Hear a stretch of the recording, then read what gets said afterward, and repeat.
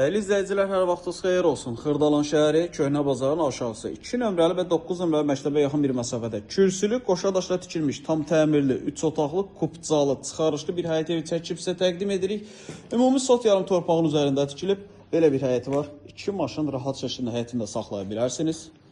Kürsünü görürsünüz, padvalı var, kombisi var, mətbəx mebeli var.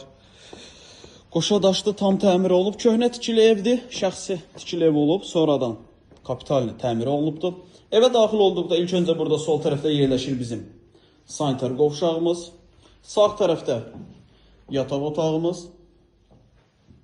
Sol tərəfdə mətbəx.